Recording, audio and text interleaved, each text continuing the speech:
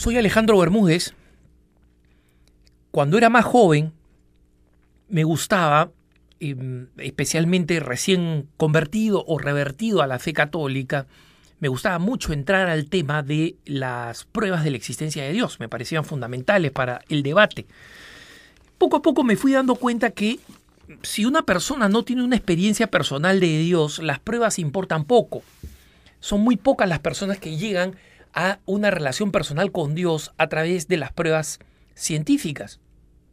Sin embargo, siempre me impresionaron las famosas 5 pruebas de la existencia de Dios de Santo Tomás de Aquino. Primero, porque son geniales.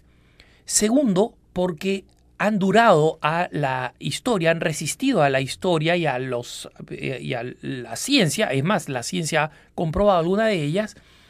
Y además, recogían sabiduría que tenía 10 o 12 siglos de antigüedad en la época de Santo Tomás de Aquino.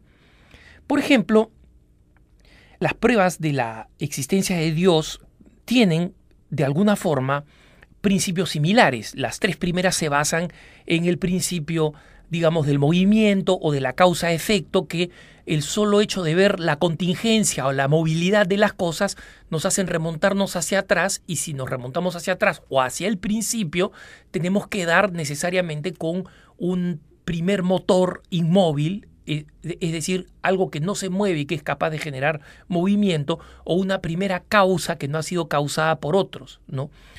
La cuarta prueba es básicamente una prueba referida a la prueba de la manera como se ve el bien, la verdad, la nobleza, y cómo nosotros los seres humanos somos capaces de distinguir, ¿no? Una cosa o una persona o una realidad que es más buena, más bella, más noble, y cómo debe existir algún modelo supremo de esa verdad y de esa belleza, precisamente para que nosotros tengamos un arquetipo mental que nos permita decir: esto es menos bueno que esto es menos verdadero que esto es menos bello que esto, ¿no? Ese arquetipo es el arquetipo de que llamamos Dios, esa realidad y ese modelo y ese punto de referencia supremo. Ese argumento, por si acaso, es un argumento de Platón, es decir, antes de Aristóteles. Y los 3 primeros de Santo Tomás de Aquino, que son muy similares, están basados en el famoso principio del motor inmóvil de Aristóteles. Es decir, ya ellos habían demostrado la existencia, o creían que el sabio uso de la inteligencia llevaba filosóficamente, ojo, filosóficamente, no científicamente, a la prueba de la existencia de Dios, ¿no? La quinta prueba de Santo Tomás es tal vez la más interesante, porque Santo Tomás de Aquino habla del orden y del diseño en las cosas. Dice: existen cosas que no son inteligentes y sin embargo cumplen un propósito inteligente. Pensemos en virus, en bacterias, en plantas, en todo un ecosistema mantenido por seres que no son inteligentes, pero que sin embargo cumplen un propósito inteligente. Y eso habla de una mente que tiene que haber diseñado cómo estos elementos no inteligentes se incorporan a un proyecto inteligente. Tiene que haber esa inteligencia, y esa inteligencia es Dios. Esa es la más interesante porque es la más coincidente con los descubrimientos científicos, como paso a explicar en un momento. Pero lo hago porque quiero responder a un querido lector de Así Prensa, Ricardo, que él presenta y de alguna manera trata de contrarrestar las pruebas que se han dado a la existencia de la existencia de Dios, y él las reduce a 3 y les pone nombres, digamos, personales, que él mismo se los ha dado, ¿no? La prueba ontológica efectivamente se llama así. Es una prueba que nunca fue popular. La inventó San Anselmo después de Santo Tomás de Aquino, y los tomistas se encargaron de señalar que era más que nada un juego de palabras. La prueba ontológica decía lo siguiente: piensa en un ser perfecto. Perfecto, ¿ah? Sigue pensando, pero en un ser perfecto. Ya, muy bien. Ese ser perfecto, para ser perfecto, tiene que tener la existencia. Si no, no sería perfecto. Si no, no estarías pensando en un ser perfecto.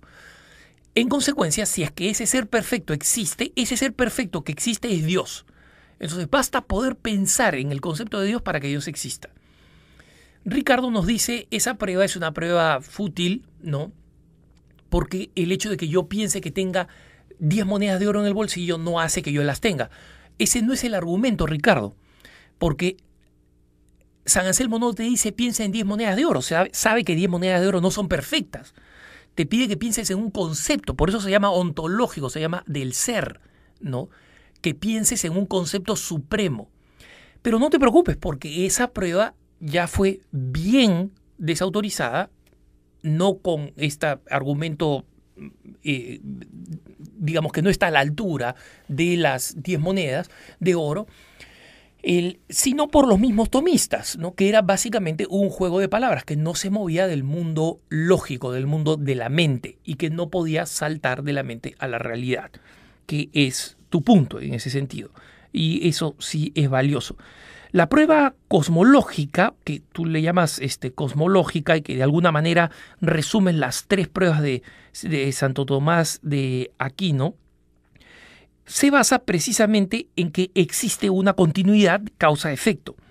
Tú la descartas diciendo esto: más allá de la experiencia dentro del mundo, es ilusorio aplicar la categoría causa-efecto, que es lo que hace justamente la prueba cosmológica, viendo en el mundo un efecto y su causa anterior fuera del propio mundo en Dios. No, eso no es así. No entiendes la prueba causa-efecto. No es que de repente el mundo, porque no pienses en el mundo, piensa en la creación.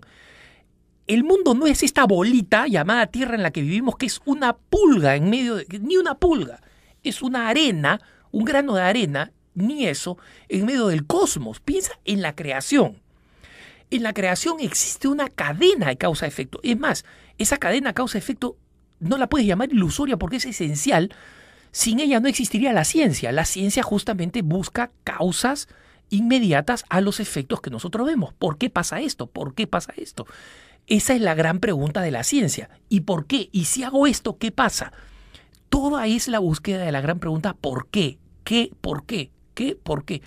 Y justamente esas preguntas, si te das cuenta, suponen constantemente en cualquier ámbito, desde la astrofísica hasta la ingeniería civil, supone necesariamente la construcción del concepto causa-efecto.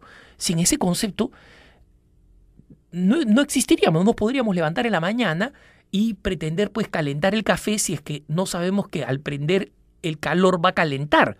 Pero el calor calienta, esa es una relación causa-efecto, gracias a esa vivimos, gracias a eso se mueve el mundo, gracias a eso opera todo. ¿Qué te hace pensar que un principio que es esencial para la existencia humana cotidiana, que tú aprietes un botón y haya salido tu correo electrónico, ¿no? Y que si tu correo electrónico no sale, vas a encontrar una causa a por qué no salió? Bueno, pues, la relación causa-efecto es esencial, es fundamental. ¿Y qué te hace pensar que esa relación causa-efecto no se remonta hasta un punto en el que tú tienes que decir, yo tengo 2 opciones,